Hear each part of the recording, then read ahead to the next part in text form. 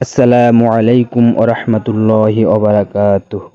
AMKS Islamic চ্যানেলে স্বাগতম। প্রিয় মুসলিম ভাই ও বোনেরা, আজ আমরা হাদিসের আলোকে রোজার ফজিলত ও শিক্ষা নিয়ে আলোচনা করব ইনশাআল্লাহ।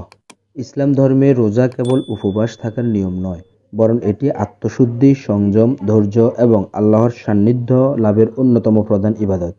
পবিত্র কোরআনে রমজান সম্পর্কে বিশেষভাবে বলা হয়েছে, আর হাদিসে রোজার অসংখ্য ফজিলত, পুরস্কার ও রহস্য উন্মোচিত হয়েছে। রমজান শুধু একটি মাস নয়, এটি একটি প্রশিক্ষণ কেন্দ্র, যেখানে মুসলমানরা আত্মনিয়ন্ত্রণ ও নৈতিক উন্নতির পাঠ গ্রহণ করে।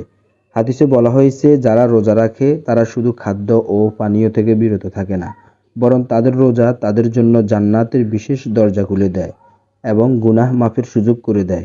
রাসূলুল্লাহ সাল্লাল্লাহু আলাইহি সাল্লাম জান্নাতের একটি বিশেষ দরজার কথা উল্লেখ করেছেন, যা শুধুমাত্র রোজাদারদের জন্য সংরক্ষিত থাকবে। তিনি বলেছেন, নিশ্চয়ই জান্নাতে আর রায়্যান নামে একটি দরজা আছে, যেখানে কিয়ামতের দিন কেবল রোজাদাররাই প্রবেশ করবে। তাদের ছাড়া অন্য কেউ এই দরজা দিয়ে প্রবেশ করতে পারবে না। যখন শেষ রোজাদার প্রবেশ করবে, তখন দরজাটি বন্ধ হয়ে যাবে এবং পরপর আর কেউ প্রবেশ করতে পারবে না। সহিহ বুখারী 1896, সহিহ মুসলিম 1152। রোজার অন্যতম প্রধান ফজিলত হলো এটি পাপ মোচনের মাধ্যম। এমনকি বিগত জীবনের গুনাহ মাফ হয়ে যেতে পারে যদি কেউ ঈমান ও ইখলাসের সাথে রোজা রাখে। রাসূলুল্লাহ সাল্লাল্লাহু আলাইহি সাল্লাম বলেছেন, যে ব্যক্তি ঈমান ও সওয়াবের আশায় রমজানে রোজা রাখে, তার পূর্ববর্তী গুনাহসমূহ ক্ষমা করে দেওয়া হয়। সহিহ বুখারী 38, সহিহ মুসলিম 760। কিয়ামতের দিন প্রতিটি মানুষ তার আমলের জন্য বিচারের মুখোমুখি হবে।